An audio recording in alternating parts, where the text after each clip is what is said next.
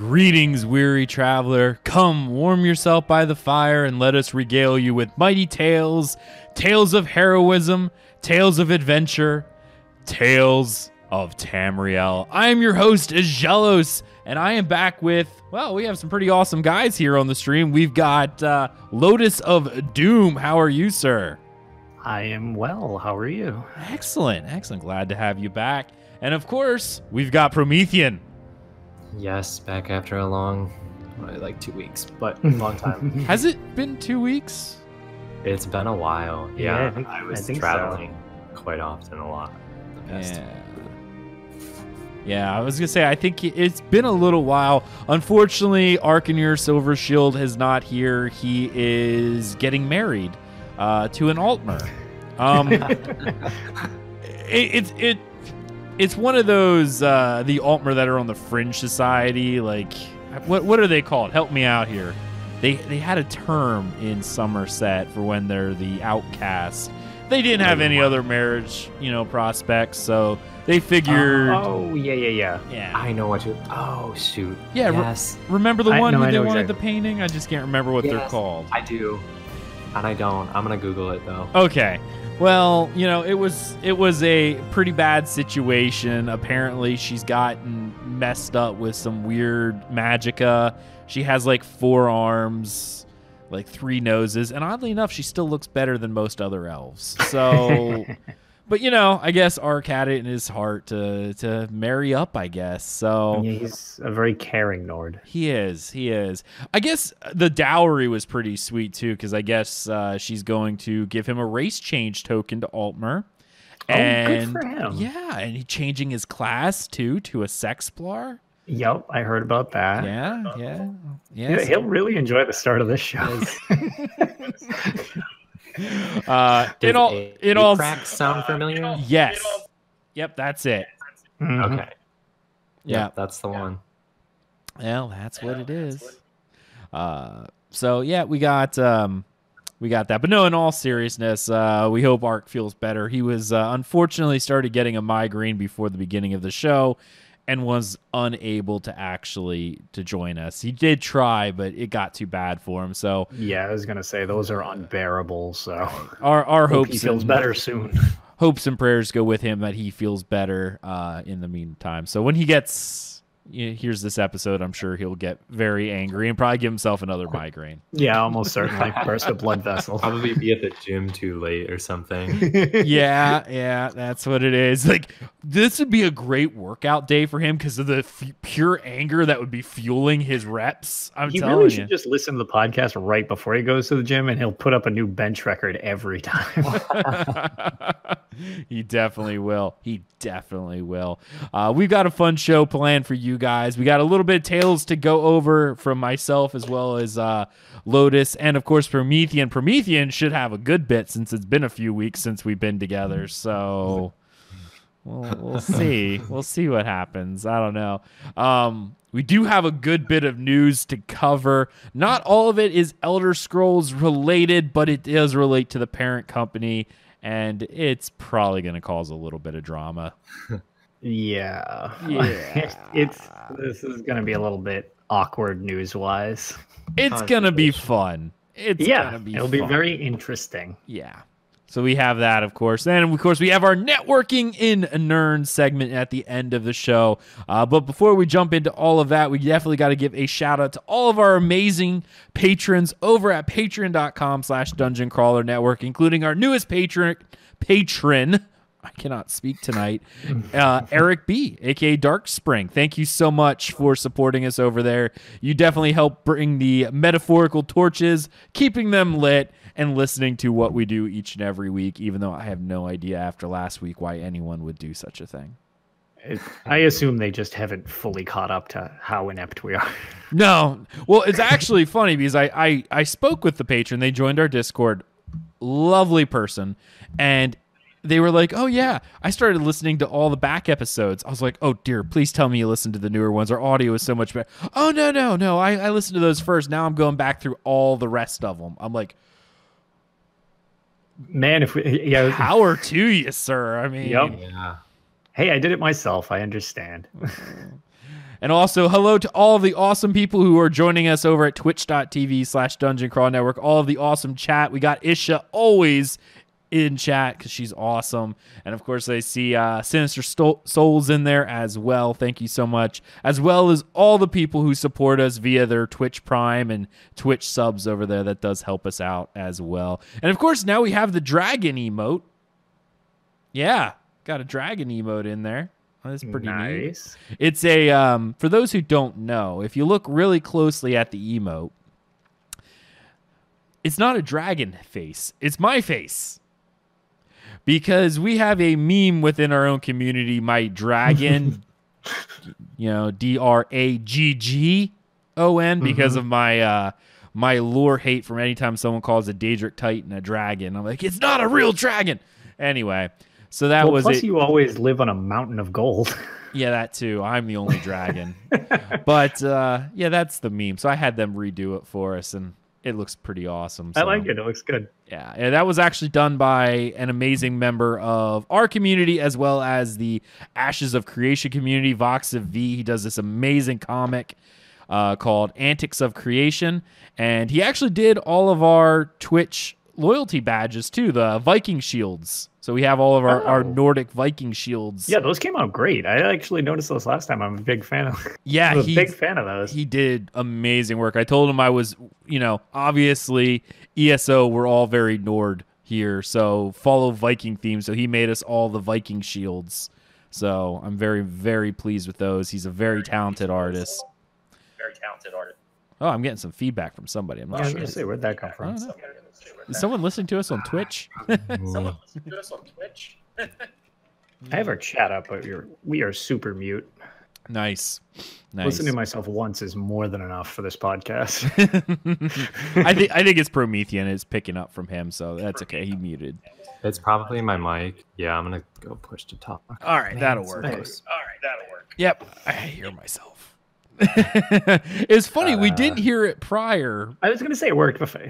When everything goes live, everything goes on fire. And the funny thing is we do sound checks before this, and we had no issue. But it's funny because this happened on our Ashes show yesterday.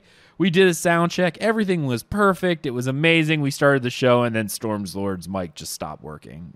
Fantastic. He literally got done talking 3 seconds before we went live, and then it stopped working. It was nice. A fun situation. Technology. One thing I do want to make note of, if you do support us over at Twitch, our patron, you do gain access to all of our podcasts early, at least 24 hours. And we also have been doing post shows every once in a while for our podcast, where we kind of interact with people who show up live in Twitch, and then also record it and give it off to our patrons so they get to watch a little post show. Our actually Ashes of Creation show from the Ashes, our post show last night lasted as long as the real show did. So nice. That was interesting. Anyway, we're here to talk about ESO. Let's go ahead and jump right on into Tales. I've been farming and doing all of the dailies in order to actually get feathers. I just got my 3rd feather on day 1. I had enough tickets saved up to get my feather on day 1. In fact, I actually have 2 of the first 2 feathers. So I have 2 of the emerald, 2 of the incandescent one, and then 1 of the whatever the 3rd one is. So you did end up buying the 2nd one? I did. So is there a perk to buying 2 of them as compared to 1? Apparently how this is going to work is it's not so much you get berries. From what I've been told, you don't get berries to get a new mount. They literally have 4 different mounts to get. So this is supposed to be a multi-year saga. So next year when you do it, you can then get the 2nd color mount. I gotcha. I thought it was you purchase berries and then. That's what I thought originally too. But what everyone's telling me that you have to do is you actually have to get multiple mounts. Interesting. I guess that makes sense though, because if you evolve the nascent one into Onyx Indrik, you can't go back really. I guess. Yeah. So maybe it's something with berries, but you need. I think probably what it'll be is that there may be a berry that you have to buy, but when you get That's what I'm wondering. you get the mount, and you can turn it into one. But if you get multiple mounts, you can turn it into. Yeah, I turned this one into this thing, this one into another thing. Yeah. So on down the line. Yeah. And as Isha says, poor Promethean's internet is struggling to handle, and so he's going to be a little. Think of him as a painting that kind of follows you around. Yeah, picture Bob Ross. He's got a happy little tree in the background. Happy little tree. We just got a happy little tree. Yeah. Yeah. So yeah, unfortunately, like the Harry Potter paintings. The singing painting. Yeah, that's fine with me. I like that. So what else did I've been farming some. I've been doing the dailies still from Clockwork City because I actually got like 3 more of the motif pages for Apostle. I have like 5 of them now. So that was really cool. I started. Yeah, I still. Oh, you were selling them? Yeah. I have them all. So I've been reciting, like, basically, I don't even remember how I got them all. Oh, you know what? I was going to say, I don't remember why I have them. It's because I achievement farmed each of the dailies and got them as a result. And my buddies were doing it too. So we just traded amongst ourselves. So this event, I was just like, okay, I'm doing this just for the things. And they just kept giving me the motifs. So I looked up what the value was, undercut everybody on the market, and then just sold mine. That's fair. I didn't even do the, like, I think I have 10 or 12 dailies in each one now, not anywhere near what you need. Probably, that crow one is rough. Yeah, that crow one, I think I have 5. Like, yeah, total. 30 days of that was the bane of my existence. Yeah, I don't have much. I know I think I only have the first unlock, like literally only the first unlock of each achievement. I really do like the Apostle one, but yeah, I definitely try to learn them because I don't know if people know this or not, but your chance at getting a Master Writ is actually tied to how many motifs you know. Yep, and if I didn't know better, I'd say it specifically looked for the 11 I don't have so that it can only give me those styles. And thank you, Sinister Souls James, for the sub on Twitch. Make sure you join our Discord, which I will put up in the chat right now. And of course, if you're listening on the podcast, please check it out in the description of the podcast. You should have access to that, or off our website, dungeoncrawlernetwork.com. Link your Twitch, and you'll gain access to our DCN supporters channel. I cannot speak tonight. I was fine earlier. And you can get access to all of our stuff early, as well as when I like to tease things out. So thank you so much for that. That's amazing. Thank you. So yeah, that's really what I've been doing. I've been messing around with my build a little bit. I finally got all the pieces of Hulking Draugr for my PvP set, and I've been running dungeons in order to get tokens to actually switch it over to good traits. Because, gotcha. I have a plethora of whatever traits they are. Who knows what they are? Invigorating or whatever other useless thing it is. Yeah. I've still been running it in PvP, even with the bad traits. Oh, and I hit so hard, guys. So fast. Oh, yeah, sometimes a bad trait, it's like the set's so good. It's like, man, this will be great when it's correct, but it's better than not. Like, I'd rather a trash trait and a wrong weight, but at least have the set done. Yeah, well, and that's part of it, though, because all the sets that I would actually be adding to it, or the traits I'd be adding, don't actually affect the damage. The set does the damage. It affects my survivability. I believe I'll be more survivable once I get like impen traits on everything. But in reality, those traits aren't going to add to my damage. My damage is the same regardless. It's just I might be a little bit more squishy. But if I can get on somebody, I blow them apart when it comes to like Power of the Light just does so much damage. That burst damage. It's pretty sick, guys. Like it's beautiful. It is absolutely beautiful. I hopped into Cyrodiil the other day to check out the bridges. Of course, they were all broken. Yep. So I was told by Ark, and so I confirmed by looking in. I was like, oh, everything's destroyed. All right, cool. So that is a thing. Yeah, I would have thought the 1 year Alessia would have at least been kept up so people could like PvP there. No, everything was destroyed. I did a few dailies out in Cyrodiil. I don't even know why I was doing dailies out in Cyrodiil, just because I felt like being out there. Yep. And I went to Cheydinhall in the north because that's one of my favorites. Yeah. It is Cheydinhall, right? No. Yeah. Cheydinhall. Yeah. It's the snowy one. No, it's Burma. Yeah. It's Burma. Oh, yeah, Bruma. I was going Bruma. to say, because Cheydinhall's our home, like Yeah. our freebie camp. But yeah, Bruma's fighting between us and DC. It's the one with the snow and the Dark Anchor. Yep. Yeah. Okay. So I have a bone to pick with the bridges, though. Okay. I feel like most of them are too far out of the way to make a difference in using them. Oh, like the where lower they're ones, placed? where they're yeah, the placement of them seems impractical to PvP. And now I don't PvP a lot, so this was just like me looking at the map, and I was like, this doesn't seem like a practical location. Can that I would get a lot of action? Can I give you a theory? You can, of course. It's a good way of stopping an Emperor push. Yeah. Because if you're trying to to get all 6 keeps and you know they're going for that keep, destroy the bridge because you can't go through the water. It's slaughterfish. You have to rebuild that.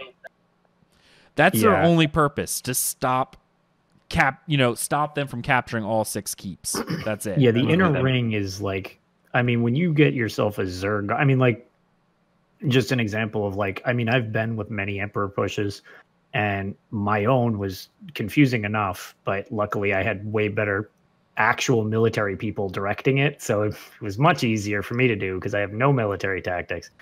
Had there been the bridge factor, I feel like it would have been harder to navigate, because literally it was like, okay, one of our Zergs hits from one side, one of our Zergs swings up from the other side, and we would just pincer smash everybody at the keep. Mm-hmm. And it's like, if we lost a bridge, and it's like everybody's just trying, because a lot of times you want to try to get as many of the Zerg in to the keep with as little attention going at it as possible, because then they can't set up siege to hit you on the way in. Yep. So you always try to hit from a direction that they wouldn't expect. And it's like, oh, if you get the benefit of the bridge, well, you can swing in from this side, but it's like the bridge is down. It's like, okay, well, now they know at least where you're coming. So you're kind of almost walking yourself straight into a firing line. So I think you might be right. That would be my guess. Okay, that makes more sense. Because I was just in there, I was sky shard hunting, and I was like looking at like the lower, I think there's like 3 bridges, and like the lower 2, I was like, these seem just really far out of the way to make any kind of difference in like any PvP. But that makes sense. Yeah, it's almost to like filter the Zergs to hit each other head on so that it turns into like a Zerg fight, as opposed to like swooping a Zerg around and taking out walls of a keep before anybody even knows they're there. Mm-hmm. Right. Yeah. That's literally, yeah. It's only to stop the advance of a Zerg, no other reason. Like, because they don't, if you're not going for that Emperor push, what's the point? I'd let them destroyed or, find another way around, because you have the time. It's when you're racing the clock to capture all 6 that a destroyed bridge is a problem. Well, that, and they've been trying to Zerg bust in this game since launch, because right out the gate, they're like, oh boy, it's a Zerg versus Zerg versus Zerg.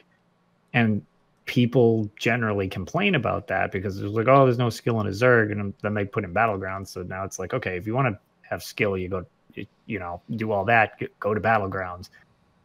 I mean, Cyrodiil is a Zerg war. Like, I mean, it's fundamentally part of it. That's how those wars were fought, even like back in medieval times. Is like, you have your army smash into the other army. I mean, that's kind of what it is. My wife and I were talking about that because she wanted to play me in chess, and I had to explain exactly what each piece did, and it was more for the case of, she's like, I don't get why the pawns are doing this. I said, this is essentially a shield wall. So when they bash up, she's like, well, why can't they take each other? I'm like, well, imagine in medieval times when they were bashing their shields, and more often than not, it was a deadlock to see who could push. You're just shoving to see who can get any type of advantage shield. And that's just it. It's like, I know they've wanted to break the Zerg thing, but I mean, they're never going to be able to fully take Zerging out. I mean, that's how you take keeps. You need firepower and you need troops. Yep. Absolutely. Yeah, I don't see how they're going to mess with that at all, because that is a fundamental part of the game, despite the fact if you like it or you don't like it. Exactly.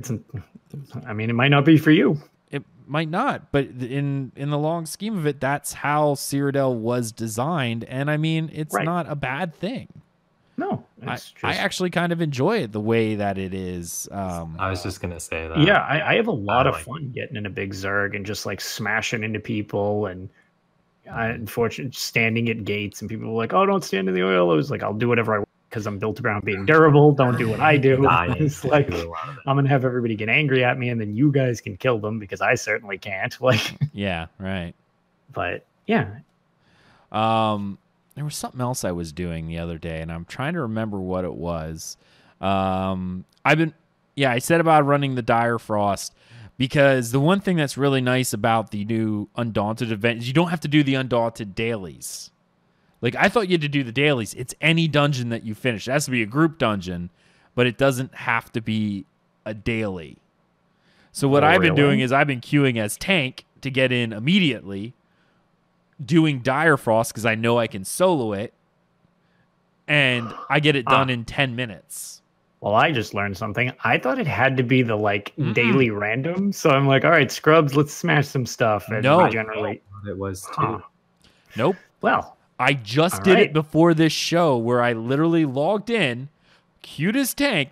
I didn't even leave the area where I was at. Queued as tank, went into Dire Frost, and just ran through it, because I know Dire Frost is one of the older dungeons that's shorter. Right, yeah, you can. And I farmed it so many times to get the hulking Draugr. I have it memorized. So, nope.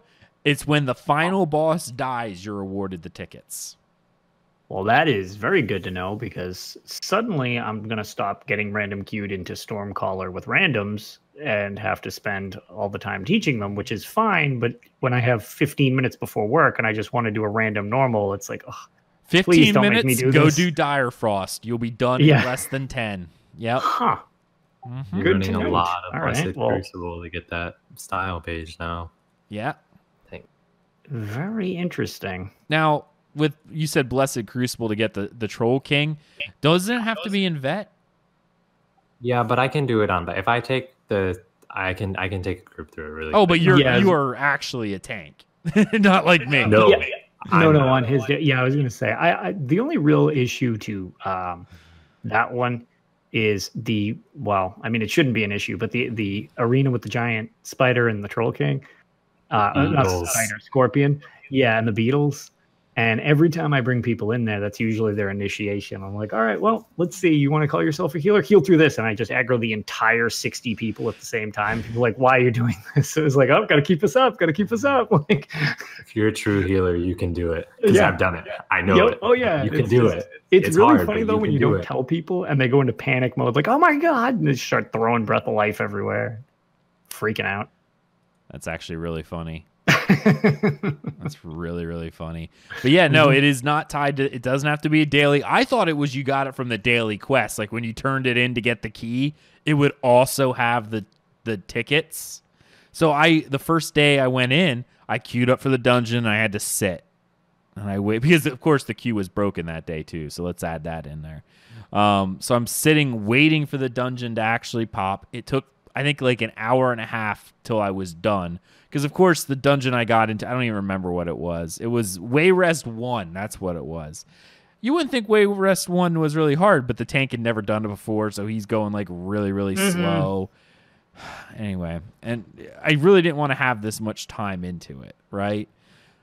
I get to the end. I'm like, all right, we get close to the boss. I'm like, I'll turn it in, then I'll get my stuff. We kill the boss. I'm awarded the tickets. I'm like, whoa, wait a minute. So the next day, which was today, I just like, before work, I'm like, I'm running into freaking Dire Frost, and I'm just going to see what happens. Ran in. I was done in 8.5 minutes to do the whole thing. At the end, got the tickets. I'm like, done. Nice. So, okay. I figured out why I'm confused. To get the tickets, you just need to kill the final boss of a dungeon.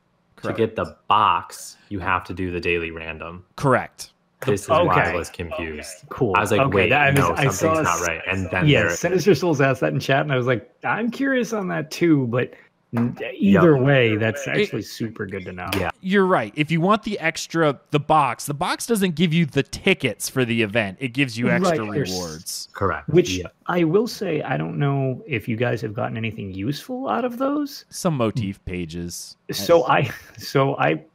My queue was I don't know. It was like I think normal scale color was what it gave me. Ooh. And I'm like, okay, like whatever. We chewed through it. It was fine. Like everybody had a clue what they were doing, so it was like, okay, that's fine. It's not a short dungeon, but it's just normal, so it's not the end of the world. It gave me the scale caller staff motif. I was like, wow, thank you for the free set, as if I ran this on a difficulty. Like, fantastic. Yeah. And my buddy, which I did not know this was part of the loot pool, got the as if he had pre-ordered the Dragon Bones DLC as his gift. And I'm like, wait, it gives you Crown Crate gifts? And he was like, apparently, because he's like, I was looking at this thing. He's like, I can't believe it. They gave me a pet. I was like, dude, that's friggin' awesome. Yep. No, you can get Crown Crate stuff out of it, but those really are like cool. the super rare items. So he just got lucky, I guess. But motifs are definitely on the list. You can definitely get motifs. But you know, that's other than motifs. But for me, I want the motif pages, so don't get me wrong there. I'm happy with the motif pages, but I just wanted to get it done. I had other stuff I needed to do. So now I know I could just, if I want the tickets, if I have more time, I'll do the daily and get the box. If I only have 10 minutes, I'm running Dire Frost and just getting, you know, that little bit. Yeah, I was going to say, one of my pre-work runs, Hello Fungal Grotto, one normal myself as a tank in 5 minutes. Like, I need something quick. Right. Yeah, so if you're into something very quick, you can just run any dungeon and get, you know, when the final boss dies, you'll get the tickets. If that's all you're after. That's really good to know. Yeah. So, there you go. Be happy. And I see someone got a house yesterday. Really? A house? I was going to say, it seems like a lot of people have like stories of like getting some pretty cool stuff. It's like the loot pool on it is actually really like there's a really surprisingly generous. Tiny chances to get these really amazing things, which are in the news thing that we're going to go over. So I'll do it then. Right. I almost wish this event was longer the more I hear about this.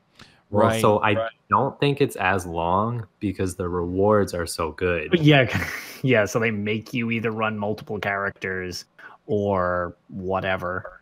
I run 5 characters every day to get those boxes. I see Isha in chat says, want stuff, but I stress in dungeons, so the event is basically a nightmare for me. I'm curious why you would stress. I mean, only a few of the dungeons are difficult. Now, again, that's each person's, you know, comfort level or skill level really kind of goes into it. But I just, you know, I find it kind of interesting that someone still gets stressed over ESO dungeons, especially with how the community is so nice. Like, right. The other thing you could always do too is you can theoretically run random dungeons even with guildies. Because most of the time we do our random with the 3 of us who do all the no death, speed run, no healer things that we do for our stuff. We're just like, no, you're a healer, I'm a tank, whatever you say, game, we got this. Okay, everybody nuke this, and then we just like obliterate whatever. So it's like you could get it like legit team and then just be like, okay, yes, random dungeon. No, that's fair. It's definitely fair. And I see Dr. Hudat says, it's a fun event, need those transmute gems. So glad it seems they fixed the queue finder since last year. That was a nightmare. It was broken day one. Day one, even queuing as a tank, I think it took me 20 minutes to get in. Like, I think they're still having, I don't know if it's a queue time issue, but I noticed the other day, and it might have just been yesterday, that after you finish the dungeon, it's leaving you in the queue. Yes. And not showing you that you're in the queue, and it just keeps popping. I was on my healer. That's interesting. It kept popping, and I couldn't get out of the queue. I was like, you can't even get out of the group either. Oh, I was able to get out of the group, but I could not get out of the queue. Oh, I wasn't able to get out of the group. It actually took me, I had to log out of the game in order for it to recognize that I wasn't in a group anymore.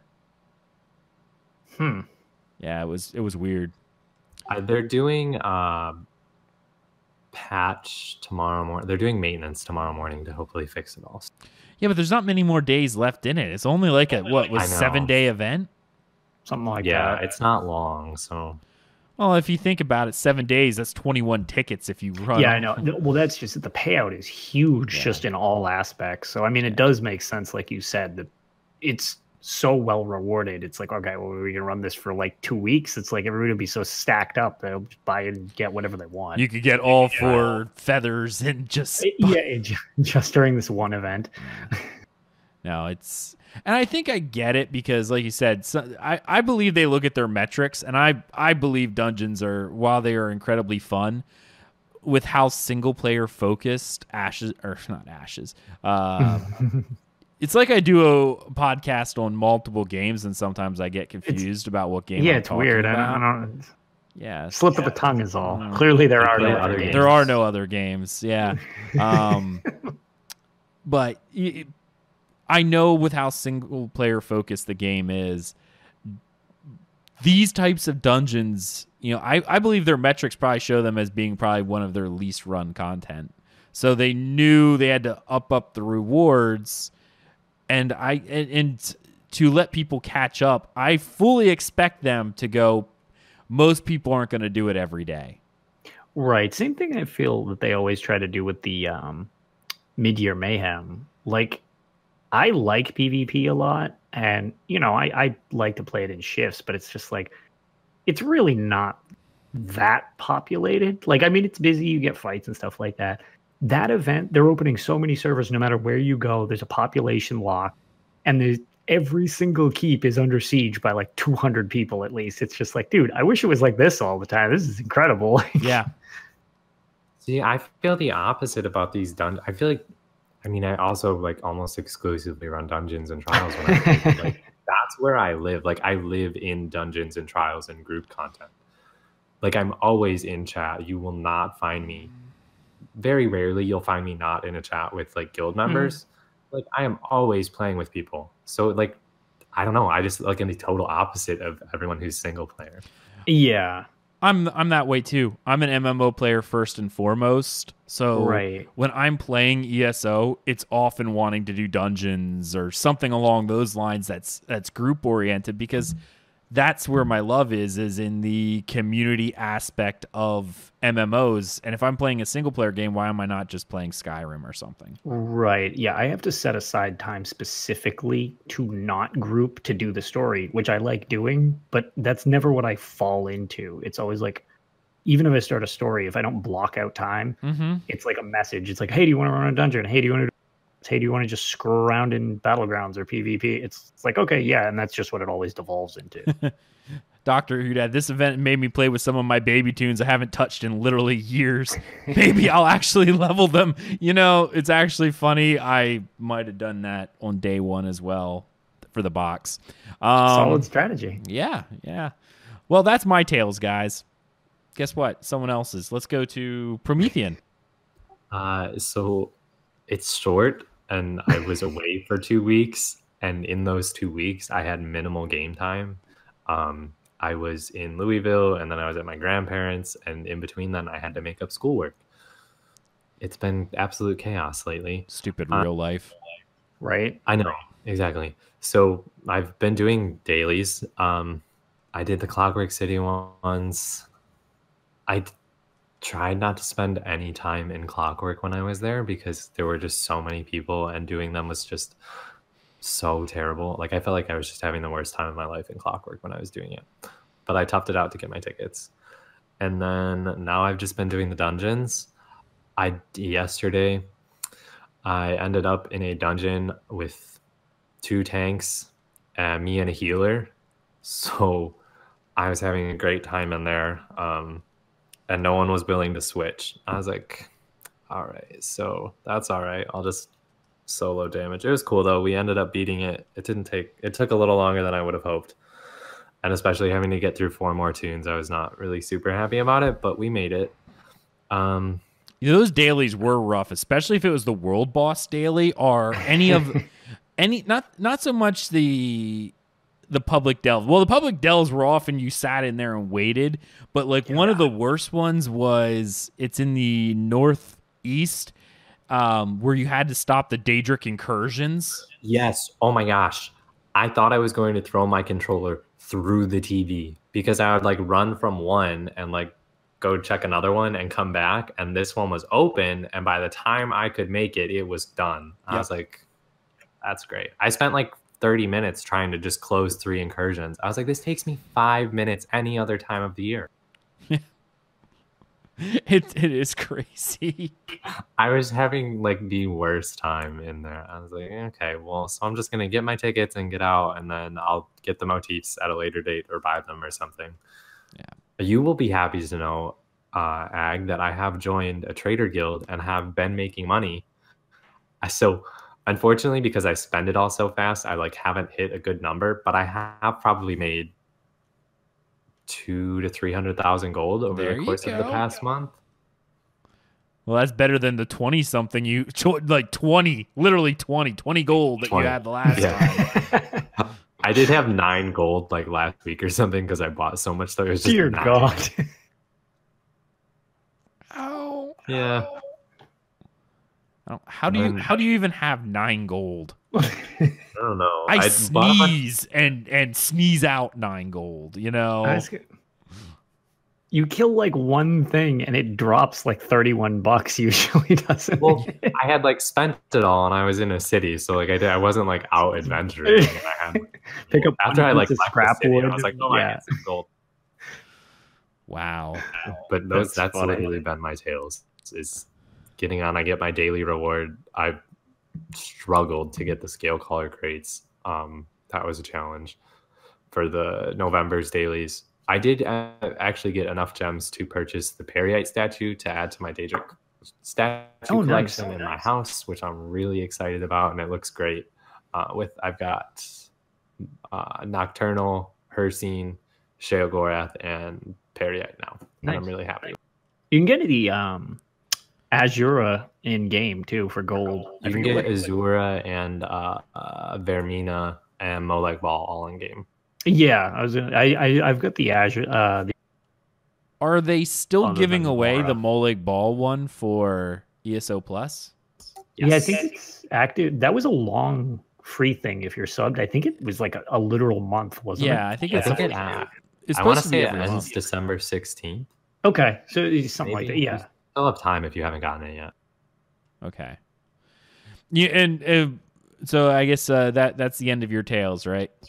It's the end of my tales. Oh no, that's fine because I kind of want to throw a little story in here. It's not related to ESO, but it sort of is because apparently, and this is a shout out to one of my other podcasters, Alpha Soul, who's on our Ashes of Creation show. He plays ESO. He plays a bunch of games, but he actually brought up about my episode where the average ESO player wealth episode. That was actually one of the very first times that he, I guess, interacted with me as a person because he was just so flabbergasted that that's what I thought the average wealth was. But apparently my hidden skill in games is earning money because we're in the New World Alpha. I can't really say much more than that because it's under NDA, but we're in the New World Alpha, and we've been playing that myself, Alpha Soul, and like 6 of our other guildies or so. We've been all playing together. And one night, I'm like the lowest leveled person out of everyone that's there. I'm the lowest leveled. And we were going through our gold, and we were looking at what it would take to declare war, and we were trying to tally up gold, and everyone's like, okay, I have this much. I have 20,000. Someone's like, I have 30, and the guy's like, I have 15. And they're like, Ag, how much do you have? I'm like, 275,000 gold. And I literally got a what? I have enough money to declare war and build a settlement by myself. We're gonna get you a top hat so you can just be the Monopoly man the all monocle, the time in all one games. Monocle, Yeah. It was just funny. I had to bring that up because he's like, I can't believe it. Even in the alpha game where, alpha testing, you have more money than all of our guildies combined. and you're lower level than everybody. That's great. I just thought that was a funny story, and I felt like that needed to be shared. But that's funny. All right, Lotus, what do we got from you? Mine's pretty straightforward. So, surprise, I did a bunch of dailies too. We're not going to go over that because you just got the base idea. I did the exact same thing a whole bunch. I think anytime one of these holiday events are going on, yeah, surprise dailies. Pretty much 90% of the servers doing, actually. The only real thing in ESO that I've done was I had mentioned that I had become a vampire a little ways back, just to test it out because of the undying thing and a few of the other buffs. And I wanted to try it out to see how I liked it because people swore by it. And the one thing that I kind of enjoy, I mean, people have seen me do whatever random ass junk I do on my tank. It really makes me happy that this game, there is a meta that works, and then there's like 50,000 metas that you could consider just like, okay, this is not meta. This is just a compiled mess, and you can still do whatever you want, which I really like about this game because back when this game came out and everybody's like, it's not an Elder Scrolls game and all that junk. And I'm like, I don't know, it feels kind of like an Elder Scrolls game. And I've progressed through this game on my quest to do everything on just one character. And I play how I play my other Elder Scrolls games. And I was like, I don't like this vampire thing. I want to be my werewolf again.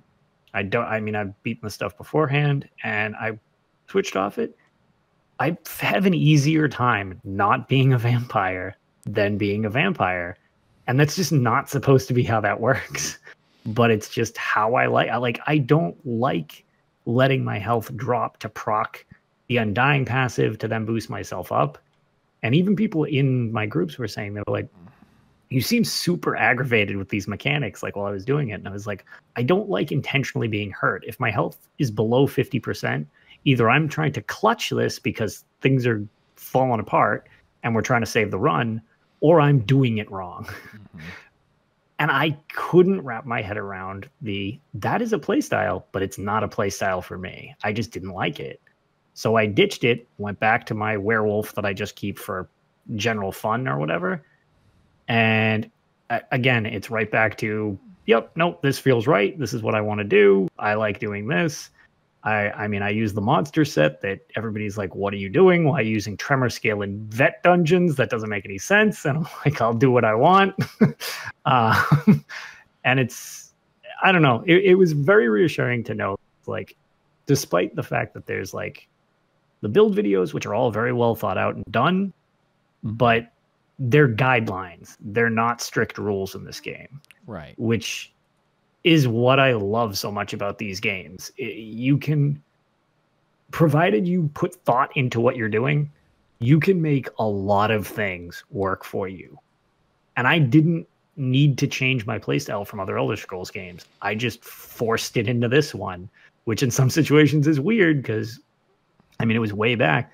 Dark Brotherhood, man, trying to do those flawless heists and people like, you're in heavy armor, great sword on your back. What are you doing? I was like, I'm stealthing. And I'm stealthing. Clink, clink, clink, clink, yeah, clink. Clank, clank, clank. And one of the original videos when I kind of started to get involved with the community was I didn't know how to get through a position of these two dudes. And it got clipped where I was like, well, there's only one thing to do because I'm terrible at stealth. I will drop in and I will stealth kill both of them before either of them set the alarm. I'm just like, you're terrible at stealth. That'll never work. And while I was trying to explain, no, I totally got this, I fell off the balcony because I am terrible at stealth, and they were correct. And I landed right as they both turned around. And I was like, oh my God, they're not looking through the little Instagib knife thing into both of them, grabbed the jewels, left the thing, and beat it with a minute and 30 seconds on the timer. And everybody's like, that was the stupidest thing I've ever seen anybody do. And what's worse is it worked. I was like, yep, just got to be dedicated. Some of the best builds, yeah, from a pure number crunch perspective, yeah, they would probably beat other builds. But depending on the play style, not just the play style, but the play skill of the person, sometimes you may not do very good with some of the better builds just because you're not built to do it that way. And you may actually get higher damage off of your build that caters to how you function as a player. It works for you. Yeah. I think the other thing too and it could be just totally like made up, but a lot of the builds are based on PC users, and it's much easier, as far as I understand it, to hit keys rapidly and like do stuff in these ways that is much harder on a console controller. There are some definite changes in between. I'm gonna have to interrupt here real quick. I just want to give a shout out to Inklings in chat. Oh, Inklings is here. Awesome. Hi, streamer. Check them out. Twitch.tv/Inklings. There you go. Continue. Actually, on that note, speaking of, just because whenever I bring up my Extra Life stuff, Inklings actually helped me out during the summer for the Level Up Lungs event. He dropped me an enormous host at one point during that. So, hi, Inklings. Yeah, I always enjoy watching Inklings whenever I can catch them. So as soon as I saw him in chat, I'm like, oh, I got to say something. So what was funny, I saw his little emote, but I saw it from Isha, and then I was like, oh, it's actually first where that came from.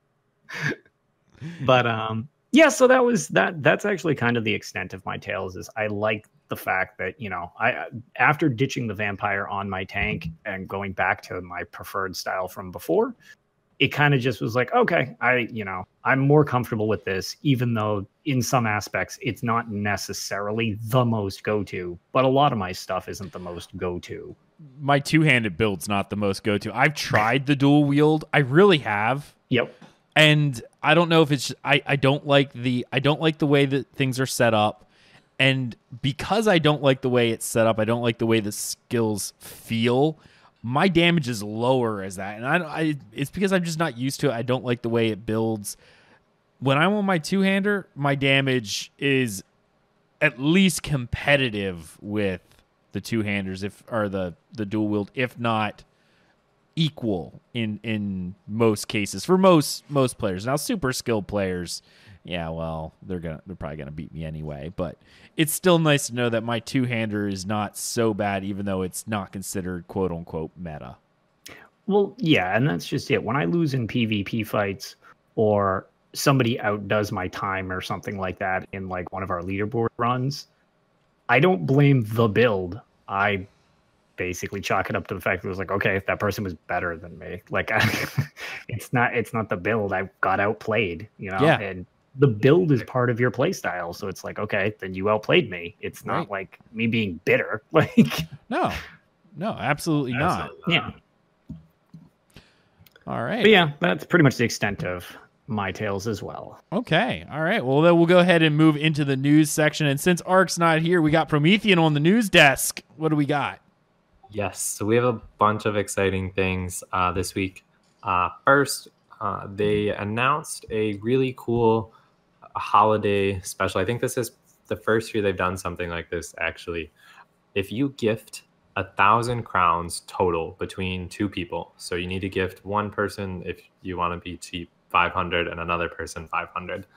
1,000 crowns between two people, you will get a really cool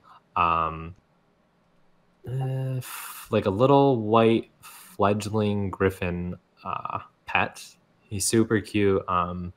There's and this goes from December 1st until January 1st is your timeline, and they have to be on the same platform on the same server. So like PS4 North American and PS4 EU, it has to be contained within that.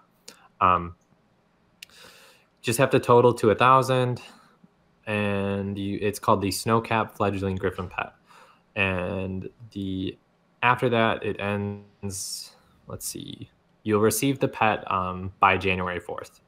So a really cool thing we're doing with there's 9 of us that regularly play together in the Lore Seekers. I host D&D with them, and we do a lot together. They're basically like my go-to people when I need like a group for a trial really quick. We are doing a Secret Santa giveaway. So we're all picking 2 names from everybody, and we're all giving each other 1,000 crowns worth of gifts. to help everybody get the pet. So it's kind of like a scam, but kind of like a Merry Christmas type thing. So kind of a scam. Kind of a way to make sure we get the pet, but also kind Christmas of a way scam. to be like, hey, you guys are really great. So that's super fun. That's a cool way of doing it. Yeah, though. no, that's actually really clever. Yeah, so we've got like a name draw thing, and it sends you the email, and nobody knows who you get until we give the gifts, and so we're all really excited. Well, I know I'm really excited, but I think we all are. Right. And then, as we all mentioned previously, the Undaunted celebration event is going on right now, and you are earning bonus rewards when you queue using a daily random normal. That is how you get it's called a mysterious reward box. It is on the 20-hour cooldown, as the dailies typically are. And that can include motif pages, which are basically a guarantee. I think I pulled a motif page out of every box I've opened. And all of the pages are the DLC dungeon styles that are in the game currently. I haven't pulled any other ones out of it. So you can get costumes, pets, mounts, and it says in some rare cases, homes. And the ultimate jackpot prize, if anyone is lucky enough to get this, I would love to see a picture of your 10,000 mounts. You get 130 mounts all at once. And these include previous Crown Crate seasons, exclusives, you name it. You get them all. Ag's face when you said that was pretty priceless. I couldn't even see I it. didn't even know that was there. I was just like, what? Yeah. Oh yeah. Yeah, no, it's huge. Oh, yeah. I had heard about that. There's some really dope rewards that come out of this. Like that's why I'm running it 5 times a day to try and get the 130. I won't get it, but I want it. Upon killing the final boss of any group dungeon, you get your 3 event tickets. These reset at 1 a.m. every morning compared to the 20-hour cooldown on the daily randoms. So just keep that in mind. This feather is the Onyx Indrik feather. And just as a reminder, each purchase of the feathers gets you another entry into the hashtag #RElderScrolls sweepstakes, your trip to E3 in 2019 with you and a guest. So be sure you're getting those. That's really cool too. And this ends on December 5th. It is currently going, so make sure you hop in there. Okay. And the last one, we have a Loremaster's archive. Do we want to go over this? Yeah. Like in detail? Yeah. Okay. Sure. Awesome. So it's another Q&A with our Loremaster, everybody's favorite, and he is posing as Gilar for this. So question number... All right, we'll read the little intro here. Greetings, Dryskins and fellow Argonians. Gilar welcomes you again to the Inquiry Dance. You're going to have to do it in the dry, monotone voice, otherwise it doesn't work. Okay, I can do it. Do it! So this is the intro, though. This isn't the actual, but I'll do it. That'll be even more impressive. Studying many things and remembering what I've learned is what I do, so I hope once more to be able to answer your many questions, and that's a fact. Okay. Question number 1. Since it's established that the Lemia are intelligent, sentient creatures capable of fluent speech and verbal communication, why haven't they established more permanent dwellings? They have hands capable of making and using tools, so what's stopping them from advancing? And that is from Arch Mickham. I probably pronounced it wrong. All right, let's see if I can do this. I'm not sure where in Tamriel you hail from, Biko Arch, but it must be one of those provincial locales where a temporary economic uptick has resulted in a construction boom, which in turn has led the local mortals to conclude that building equals advancement of some sort. That's perfect. That is phenomenal. That is, nope. You're gonna have to do that going forward. Okay, all right, I gotta keep going now. 5 stars. Yeah, you basically dug yourself into that one because now I did. I shouldn't have started that. Okay. How wry, how fanciful. Really, I love you, Dryskins. Anyway, as it happens, you have come to the right Saxleel with your question. For I once met Alamia on the border of Blackwood and had a long conversation with her, during which many subjects were addressed. I came across her in some Barsabic ruins where she was drowsing in the sun, belly distended and leisurely digesting. Well, I didn't think it would be tactful to ask what. I asked her why lamias so often resided in ruins, and she flicked her tongue and hissed, "Where else are there not more civic scars in Tamriel than solid structures? The humans and elvesies so silly. They set up city after city, surrender to struggle and discord, and succumb to the scourge of strife. The sequel, Expanses of Ruins, all set for snatching. It's simple. Edifice assembly is for suckers." Oh goodness, I've got like 10 more of these. Oh goodness. This is the best. This up the Loremaster corner for me personally. Okay. Question number 2. This one holds an artisanal bakery of sweet and sugary specialties and has heard stories about a delicious ingredient from Argonia called Daryl. What is it exactly? Do you know of recipes mixing Daryl and sugar? Surely there are coins to be made, yes? This is from Hazuhun Dar the Bittersweet. Ah, Daryl, so much fun. One drop on Saxhalil tongue and Vosa saddle tangos tastes like peppermint prickly pears, and egg sibling can dance all night with a torch bug. But rare, not easy to get. Oh no, for you must first catch a moon adder and express its venom, and then ferment it for many swims in a swamp jelly gas bladder. Also, no fun for dry skins because it kills them instantly. So if you have some, Daryl, Baker Biko, you should not taste it, but instead save it for Gilar, right? Question 3. When I was a hatchling, I played amongst places that often were forbidden by the grown-up dull skills. I remember one time I saw drawings that looked old of half Saxhleel, half tree creatures. Was this symbolic to show the bond between us and the Hist, or was there a time when we were of a different form? It is also said that if a human consumes Histap and grows up with it, that they are also Argonian enough. Are the Hist so generous at all? Okay. Hunts for wisdom was our question asker. Ah, hunts for wisdom. It sounds like your youthful self stumbled upon some lithographs of the parable of becoming, albeit in a crude and ambiguous depiction, which may be why your elders tried to steer you clear of it. You know the story, I mean, the allegory of the Hist perceiving humans and elves, admiring their walking legs and clever hands, and then molding and remolding the swamp's useful lizards until they found they had made Argonians. As for the effects of Histap on dry skins, I have heard that certain ill-advised high elves tried to experiment with this, but were prevented by others. Probably for the best, right? The double words really kills me. You die a little bit inside every time you have to say it. Well, also trying to stay monotone while reading other people's text, I cannot imagine how difficult that is to not just speak properly. And it's Argonian too, and you know they don't speak like actual like normal. Right. Like they don't even use like proper English sometimes. I mean, I know they don't. Like it's not even right half the time. I'm like, you're missing words. I'm going to require you to talk like this even during the rest of the show. Yeah, you dug yourself a hell of a grave because this is very entertaining. I'm not going to lie. This is your new shtick. Just going forward. I'm just letting you know. Super amusing to me. This is the new Promethean. This is the new Promethean. Yeah. Question 4.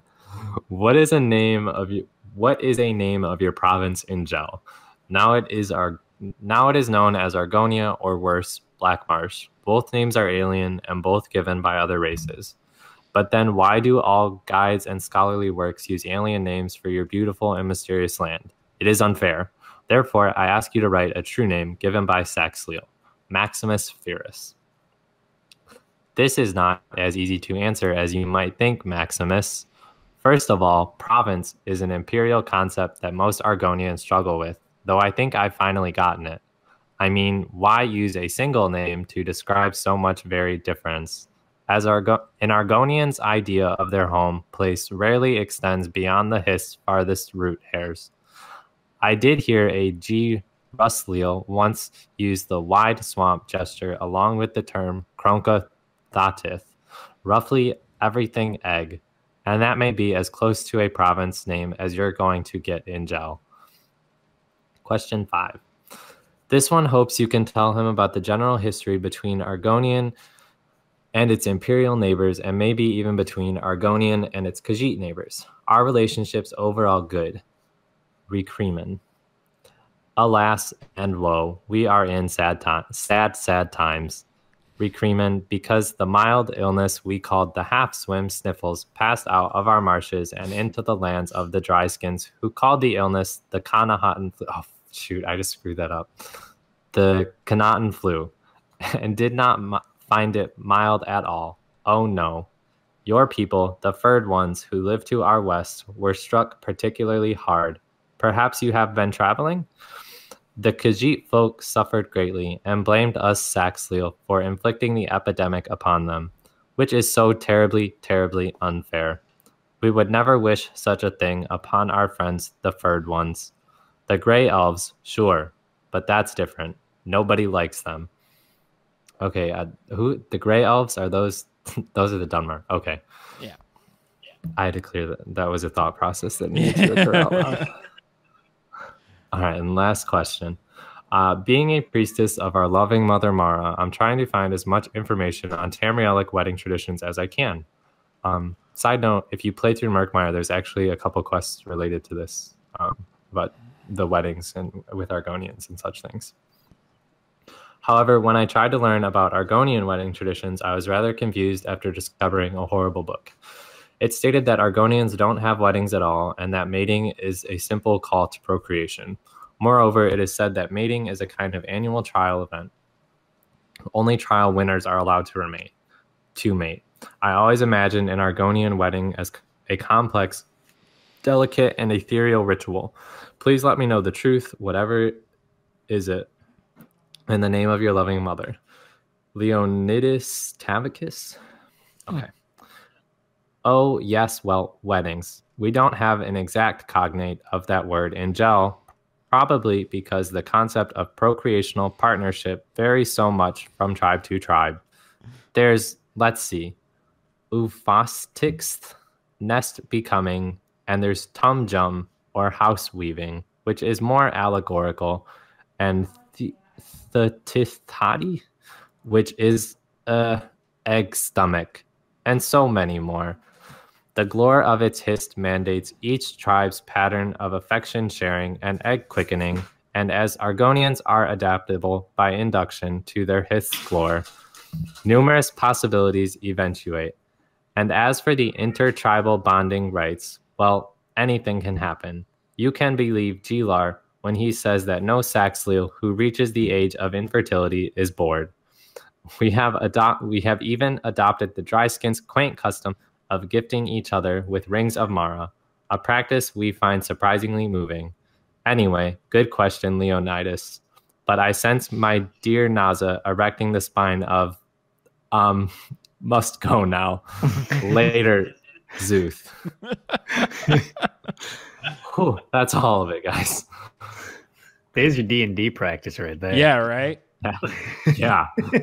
I am very well pleased. Yes. By that entire thing. So good. That was tough, especially all those gel words. Like they're not easy.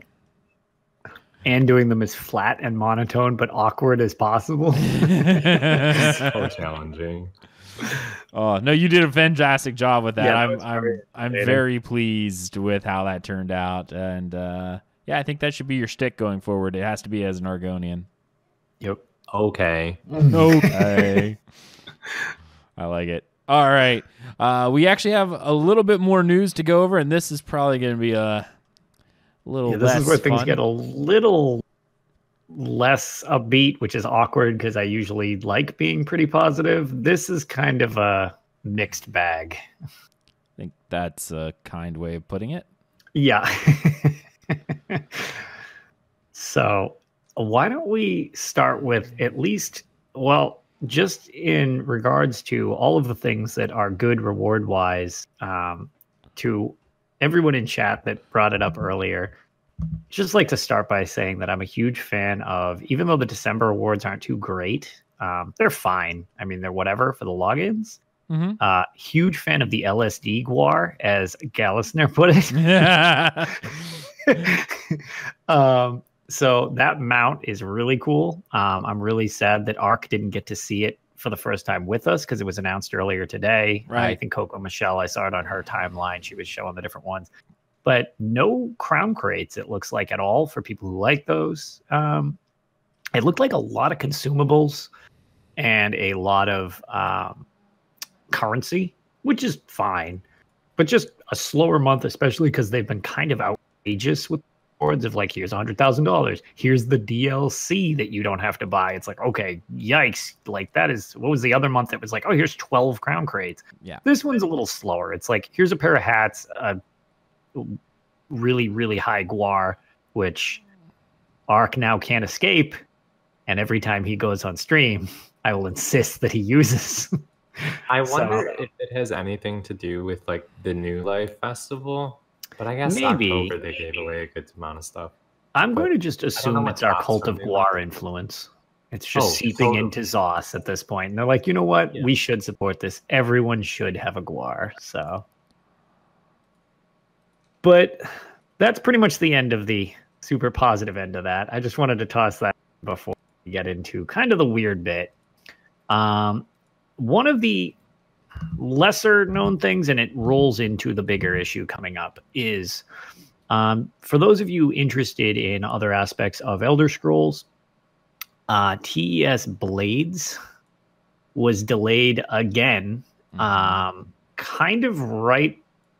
They're in the final stretch of, they have been saying it's coming out this year. It's coming out in September. Okay, well, it didn't come out in September, but it's coming out this fall. Okay, we have like a little bit left of fall. You know what? It's actually coming out early 2019. And it's been very awkwardly communicated and stuff like that. I'm fine with them taking their time to get it correct, which I hope that is what they're doing, is if they're finding any bugs, correct it. That's fine. You know, that's not a problem to me. Be patient. When things get done correctly, people can enjoy them at a time. You don't have these weird awkward things. Which brings us into the big issue of Bethesda's blowback from the other game that they launched, which most people have probably seen on the internet, Fallout 76. Which that elephant cannot kind of be dodged, as Bethesda is such an integral part of not only this podcast, but like one of the major IPs that we have. They're two big flagships, kind of three if you consider Doom. That wasn't originally theirs. Yeah, I mean Doom's huge, but I mean that's id. Even though they now own id, I don't consider that originals. Fallout, even though it wasn't their original for the first few, it became theirs. Like, right. And it's known as being theirs. They brought it into the first person aspect, and then you got the Elder Scrolls. Well, Fallout 76 has gone over like a ton of bricks, and it's kind of weird. I'm curious what your opinions are. I mean, whether you've played it or not is almost, it seems like, irrelevant at this point, which seems weird for a game. I play Fallout 76. I enjoy Fallout 76. There are some weirdnesses with it. The game itself doesn't bother me. It's become trendy to hate Fallout 76. Just in videos, that gets you clicks. Honestly, we should just say the name of this video is Fallout 76 Sucks, and we'll probably get 1 million views, because that's just kind of how this works recently. But my problem with, well, the reason I wanted to bring this up in the news this week is not so much Fallout 76 itself, but how it relates to Bethesda kind of as a whole and going forward, because the game seems rushed. It does seem unpolished. Despite the fact that I enjoy it, it definitely has a lot of improvements that need to be made, or decisions that were just like, I'm not sure what you thought this was going to go like in the direction that people would like. Which brings me to the big thing, which I wanted to get your guys' opinion on. We sort of talked about it. The kind of final nail in the coffin with them, which now it's turned from Fallout 76 sucks to Bethesda sucks recently, is their collector's edition that involved the what was it, canvas bag to hold your power armor helmet that was replaced without telling anyone or discounted with a crappy nylon bag that I can't even imagine the price difference in that. Yet that is somehow they are basically trying to dodge out on it, and their media response has been not good. So I was kind of curious what your guys' take was on it, because I'm pretty into Fallout 76. So, man, I'm getting all sorts of information. So I kind of wanted to know what you guys were thinking on this situation with Bethesda and everything. There's actually a legal action being taken against Bethesda at this point for that. Right. The one on the glitching, I think, list where they were like, we're going to sue them because it's so glitchy. And I'm like, okay, that's kind of weird. Like you said, though, this to me, and as a fan of Bethesda, this to me is false advertising. Just straight up false advertising. Because the actual thing actually said canvas. Yes, it was even typed as canvas bag figure 1. And then it's like, oh, here's a nylon thing. And again, along with all the hate, blah, blah, there are some funny comments with it. One of the comments I saw is, not only is it a nylon piece of crap, you couldn't even iron it because it's all wrinkled and jammed in jammed in the helmet. And I was like, oh God, that is awful. How much was that collector's edition? The $200. Oh my God. Wait, I know 3 people who bought it. So none of them are pleased.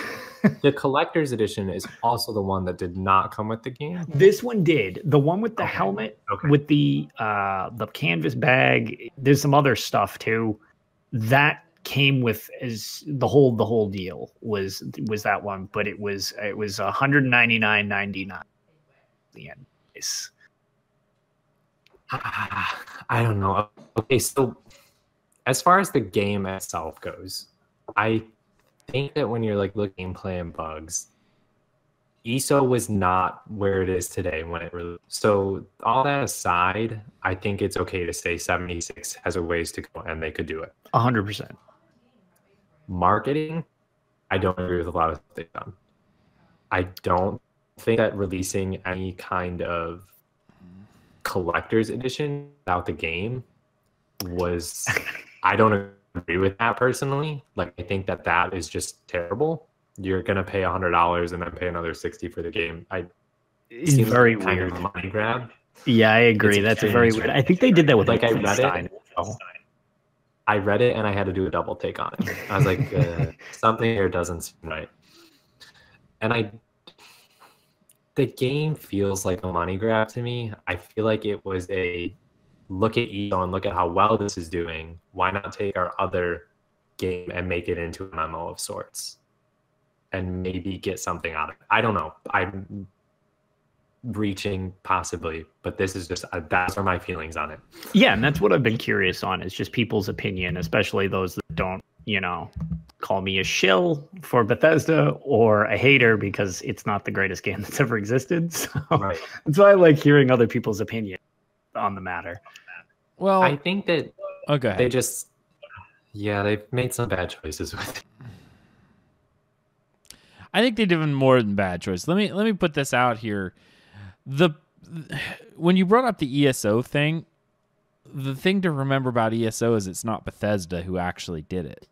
Right. Yeah, it's Zenimax. That also, yeah, that's where I also struggle with the line drawing thing. Well, and with Bethesda has been known to release unfinished games, and it's oftentimes they don't even fix them. It's the community that does. Skyrim, which was able to be down, it's not like the old games where you had to burn discs. They could have fixed things in Skyrim. They didn't. Right. They let the community do that. So Bethesda does not have a good track record for putting out really good games. They have really good games in terms of, you know, the immersion aspect, but from like a coding perspective, no, they really don't. So I don't know from a 76 side how that's going to look. The canvas bag thing, yeah, that was a pretty big snafu, like a really big snafu from them. I do think that legal action is gonna have weight to it. The bug side, I think so it much. should, because I think it should as well, because if, as much as I like Bethesda and, you know, I like Zos, I you know, I've met these people, they're very nice, I like them. That was not only communicated poorly, that is a very bad look as a company. You look shady, like doing stuff like that. It's like, oh, well, no, we'll just cut corners, but I mean, we won't tell you about it and you'll pay us the exact same amount. It's like a simple message to people that pre-ordered, like, oh, supplies are short. Even if that's not true, like letting people know prior to taking their money and then providing them something and hopefully not having people complain about it. That is not a good business practice and pretty unethical, honestly. And let's talk about the compensation they gave for the people. Yes, because that was brought up in chat.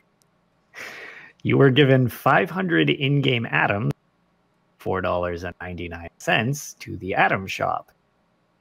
The one thing about this, because they've been getting criticized on this game, is kind of like a lot of people are not pleased with the state of the game. I mean, that to me personally, I have 40 hours, give or take, in the game already, probably slightly more than that.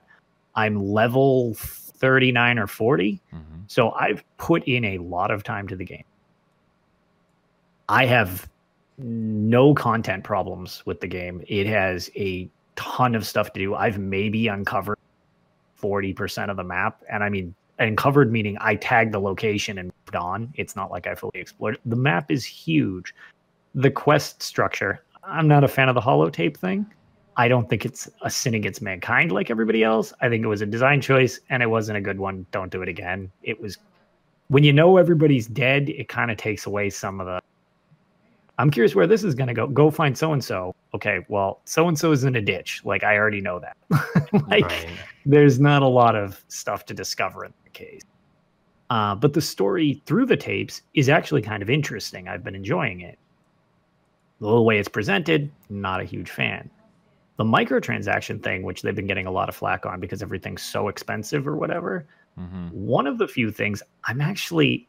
So you do challenges in game. They refresh. You've got your base challenges, you've got weeklies, and you've got dailies. And they give you atoms. So theoretically, you can just buy stuff by playing the game. That's what I've done a whole bunch. The whole 500 atoms, like, as a payment for that thing is exactly that. It's like that's basically saying you really don't...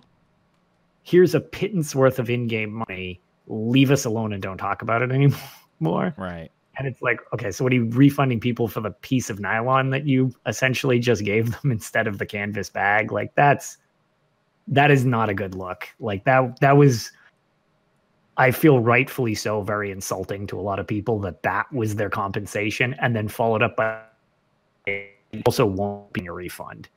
Right. And I'm like, okay, guys, like, yikes. That ain't good. That's not good at all. So, yeah. I almost wonder if they're in part relying on everybody's pre-existing like love for these games. Oh, when totally they release they are. another set of games, they're going to be like, oh yeah, but 76, we're not going to talk about that. Like, sure, we goofed, but don't worry about it. We have new games for you. Right. And I mean, one of the big things, I mean, it sort of was a hurdle. And to be fair, it was a little bit of a hurdle for me back with the launch of ESO, was people up in arms. Well, this is a single player game.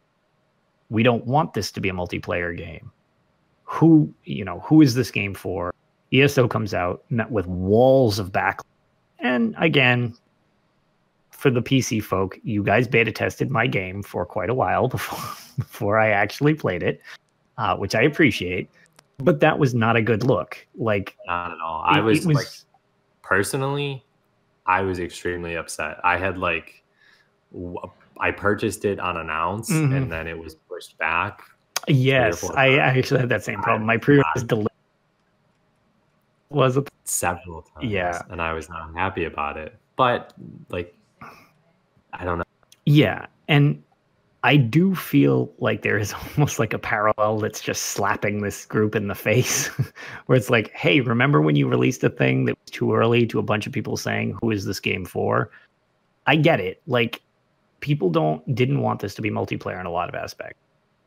I'm from the camp of, who is this game for? This game is for me. I like playing, like, I liked the idea of co-op. The PvP in the game is not well thought out. It doesn't work well. It's kind of a mess. Like, the PvP, we just don't even like acknowledge really. But playing Fallout co-op with my friends is almost the same bag that I fell into with ESO of, hey, cool, I get to play Elder Scrolls with my friends. I like that. I understand not everybody does, but that's who it's for. The problem is not the game itself for me. It's a lot of the way they've been handling everything, which is kind of worrying me a bit when it comes to this.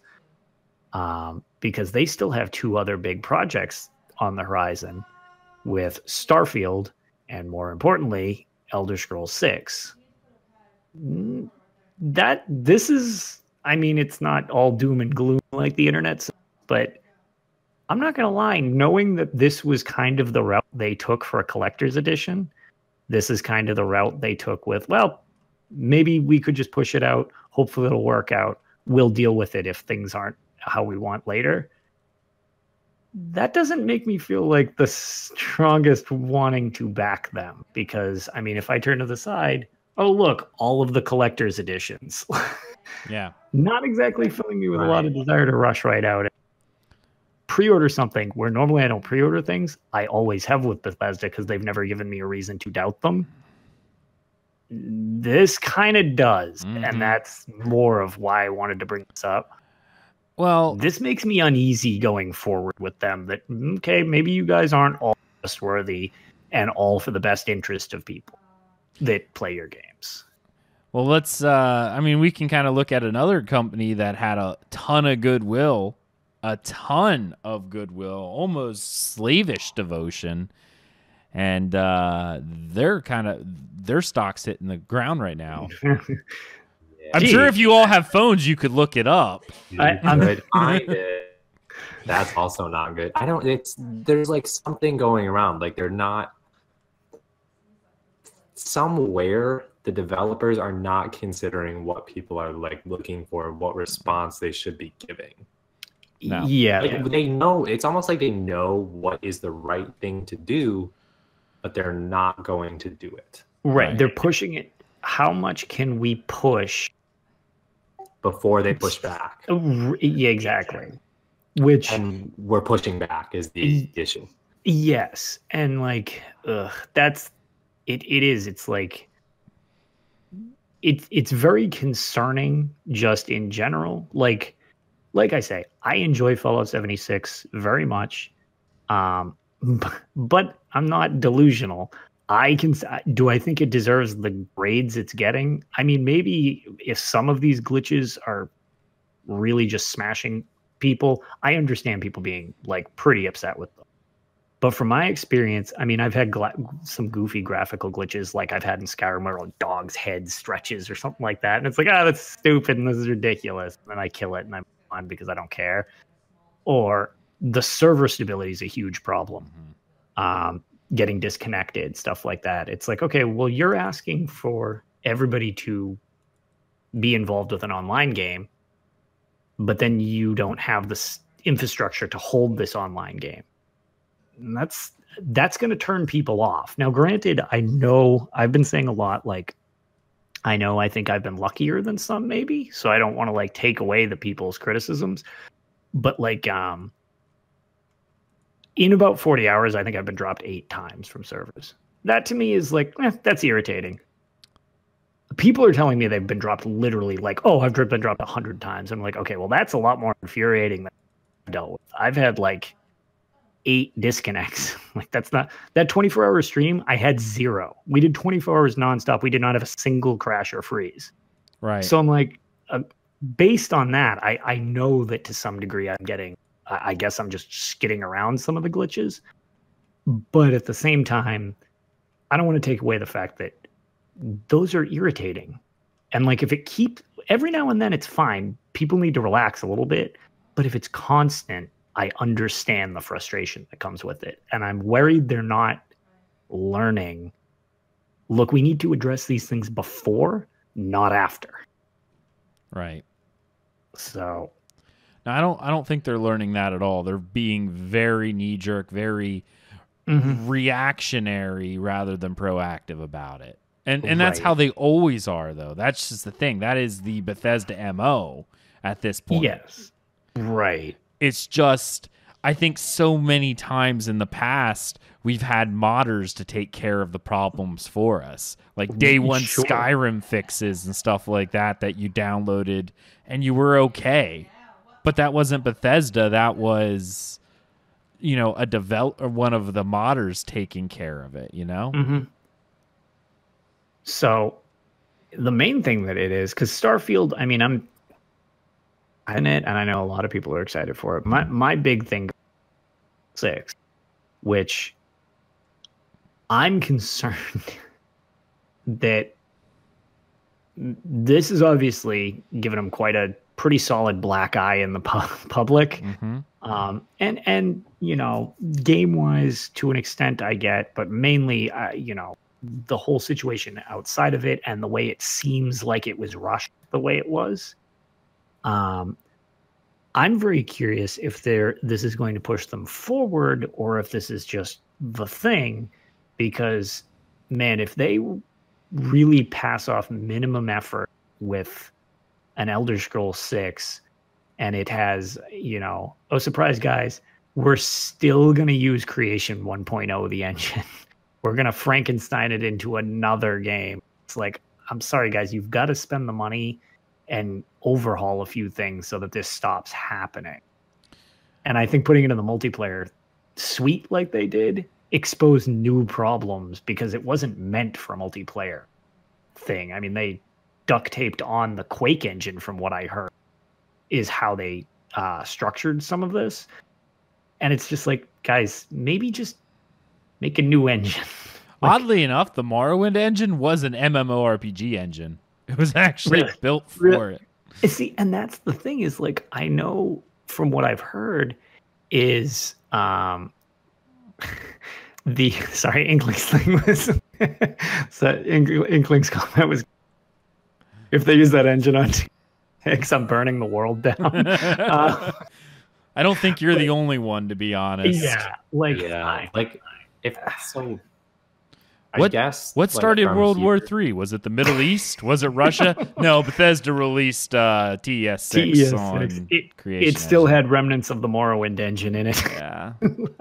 I guess for me, it's going to come down to what Bethesda does next with the single players. Yes. If there is no improvement, they've lost me. Yeah, and that's just it. That's concern, because like I'm fine with a little mix of both. Player one. There's a co-op one. I like that. I like playing games with my friends. I play Skyrim, and we're all in a party. And usually there's 5 of us all playing Skyrim. We're just not playing in the same world because that's not a thing. Yeah. So with Fallout, it was like, oh, cool, we actually get to do this for a change. But, like, again, I'm worried that it's almost like they've overreached where when Oblivion, you know, when Morrowind came out, the graphics were considered, like, pretty good for the time. When Oblivion came out, I remember when people looked out over those vistas, in hindsight, the potato faces are disturbing, but I mean, like, you looked over those vistas and it was like, holy crap, this is running on like an Xbox 360. Like, how is this possible? And Skyrim came out and my God, like, it was gorgeous. And now it's like, as much as I enjoy Fallout 76 is ugly. Like, some of the scenery is very pretty. Like, it's very pretty design. But I mean, you look at the plants and they're pixelated leaves, and it's like, okay, this is very clearly the engine that has powered your games for the last decade. Like, it's very apparent. So that's just like, I'm worried they're not willing to spend the money to continually push forward, and it's becoming more of a business than a passion, which is a little concerning. And I hope I'm just kind of a little off, just maybe because of all the negativity or whatever, because like I say, I'm still enjoying it, but yeesh with some of the stuff. I really don't think you are, though. I really don't think you are. That's the sad part. That you're off on the terms of that it's becoming more of a business than it is. No. Exactly. And that's just it. It's like that doesn't mean they can't still be fun, but I like the little touches are always what make them feel special. So they're fun and special. It might degrade just to being like, okay, well, yeah, it's a fun game with, it's lost its soul, I guess. I don't want to point out that making money is a bad thing, because it's not. Certainly Everyone not. needs to do that. But there becomes a certain point where people start to look at it more along the lines of, well, yeah, we don't have to push out that bug fix to make it a more enjoyable game. People already bought it. But let's push out that DLC pack that's really not a DLC pack. It's $30 for horse armor. I mean, yep. That's what I'm saying. Eventually, someone goes, we could fix the game, but that's only really going to improve the experience for the people that already gave us their money, and maybe the handful of people who may still buy it. How can we make more money? I mean, we already saw that with ESO in terms of how can we make more money? Clearly, the subscription, while it would give us guaranteed monthly income, we'd be able to see all that. It's true.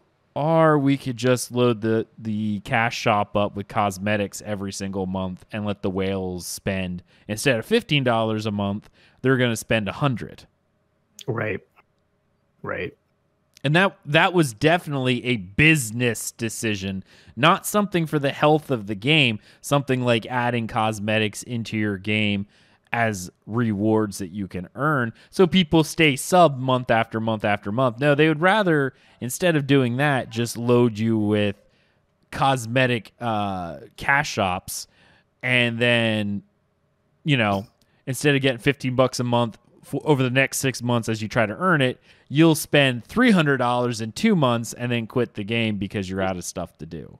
Yes. That's actually one of the things I hate about Ashes of Creation as well. I'll throw this one in here because they're going sub, but they're also doing a cosmetic cash shop. And I'm like, whatever happened to putting rewards in the game and relying that your game was actually good and could maintain an audience longer than hoping you just make enough money off the cash shop before people quit. Right. And I mean, in regards to Fallout specifically with their cash shop, it's actually kind of weird because I get people, obviously, don't worry about the cash shop until the game is in a place where people are happy that are playing it. Sure.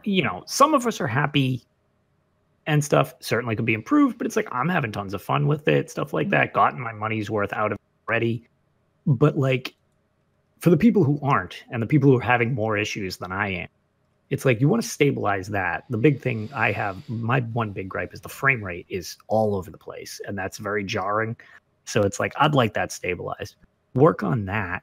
Don't worry about the cash shop crap. I know you need money to keep it funding, but it's like, okay, you just got the whole influx of the actual purchases of the game coming. Right. So it's like you've got your base level, and there's tons of ways to get it in game. The big thing is, like I said, those little challenges. I've bought a few things from the cash shop with $0 because by playing the game, I have more atoms than I know what to do with. Surprise, in 4 hours, I earned a hell of a lot more atoms. Poor people who got hey, here's 500 atoms because your bag is trash, get out of our face. That's the type of thing where I'm like, so that was equivalent to 4 hours of game to you for doing a chat. That's not a good look at all. It's not. No, it's definitely not, considering the amount of money that they, Just even Sure. if they tried to reproduce the amount of cost. But yeah, you're right. Because they did a box cost as well, that was a considerable amount of cash, especially the amount of people who probably bought the game. Let's just face it, it had the Fallout name on it. You're going to get people who just bought it. And whether or not they hate it or love it, it's like they bought into it. Right. Right. And some people bought into it and then had to buy again because it didn't come with the game. Because they got the wrong version, and apparently... Good Lord. That's stupid. All right. Yeah. I think we're going to be hitting near the end of... Yeah, not dwell on that too much more, but it was worth mentioning because it is the same kind of family. It is. It definitely is. I mean, it's all owned by Zenimax Media. Not Zenimax Online Studios. Zenimax Media owns all of it. So, I mean... Quite honestly, if Zenimax Media goes down, so does the Elder Scrolls Online. You know, right? Not that they would, but you know, that's sure. why. I was going to say after that Oculus victory, I mean, against Facebook, they have more money than they know what to do with. Good point. Good point. Yeah, but ironically, if we can't make good games, we'll sue Facebook. Yeah, I mean, the irony is not lost on that they sue Facebook, which, I mean, they won that, so clearly they had a case in that situation.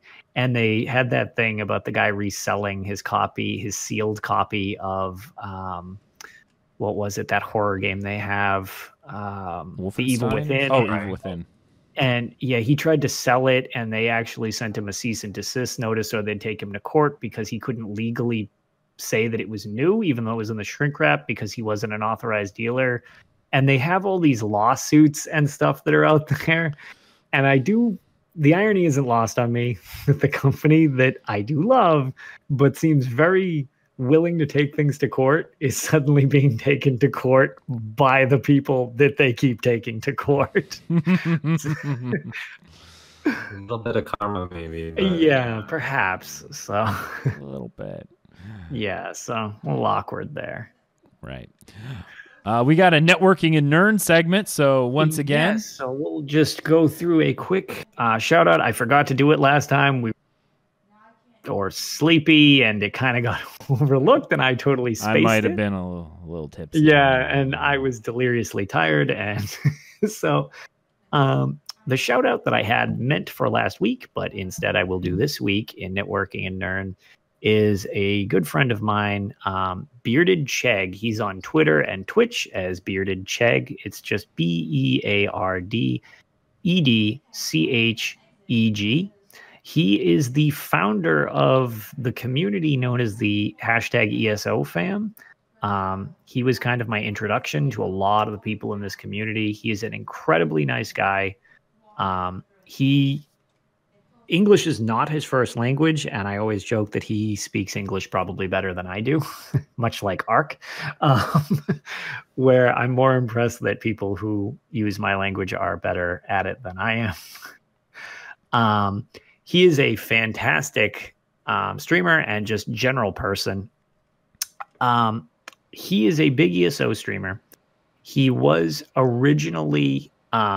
thank you. Yes, that's right. It's Chegster26 on Twitter. I actually double typed that when I had a double thing, so I do apologize. Nate, Inkling's on point. Thank you, dude.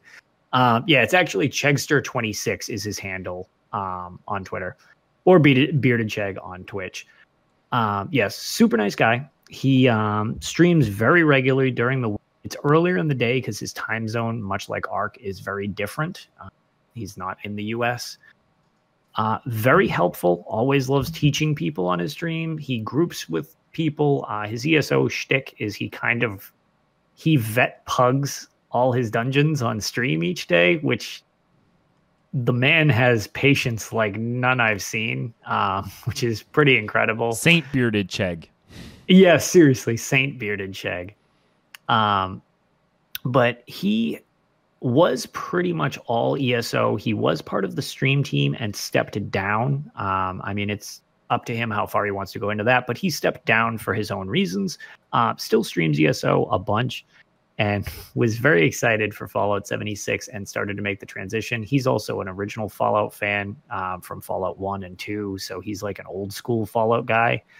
Was super excited, and then of course, boom, controversy central around Fallout 76 and all of that. So unfortunately, he went from one thing that he was like, I'm going to just take a step back for some reasons, and right into a different one. So if you get a chance, stop by his stream. He's a super friendly guy, and he's definitely worth a look regardless of what he's playing. But for the most part, I think he's kind of stepped away from that controversy and is trying to mix it up with a few other things. He plays Sea of Thieves, stuff like that. Lots of fun, like casual co-op-y type stuff. Right. And yeah, it's a fantastic dude, and one of the nicest people I've actually met on Twitch. I met him way back, and couldn't really be happier than I did. Very nice. Well, guys, I think that's going to be the end of a show. Dear heaven above, this was fun. It was informative and long. Yeah. I was just gonna say, we almost hit like 2 hours, I think. Yeah, pretty close. Almost 2 hours at this point. It was a good show. Like, I think we had a lot to talk about. I'm really glad we did. And yeah, it was really good. So, of course, if you're interested in following these guys, check them out in the description below. I want to thank my co-hosts. We got Lotus of Doom and Promethean for being on. These guys are amazing. Follow them. Links in the description. You can follow everything we do over at dungeoncrawlernetwork.com. There you'll find links to all of our social media, including Twitch, YouTube, Twitter, and Facebook.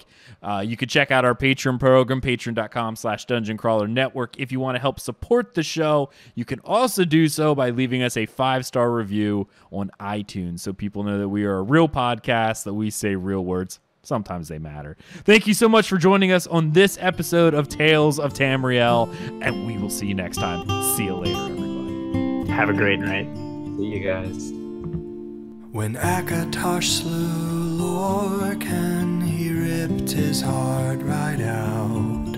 He hurled it across Tamriel, and the heart was heard to shout, red diamond,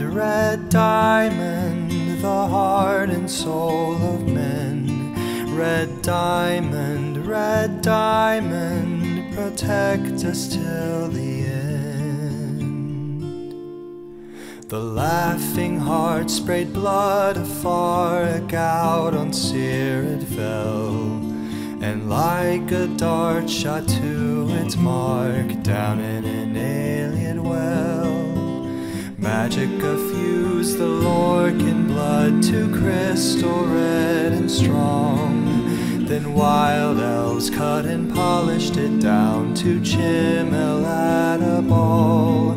Red diamond, the heart and soul of men. Red diamond, protect us till the end. When elves lost Nirn to men, Akatosh gave the stone to Saint Alesh in token of her right to sit the throne. Red diamond, the heart and soul of men. Red diamond, protect us till the end. Red diamond, protect us till the end.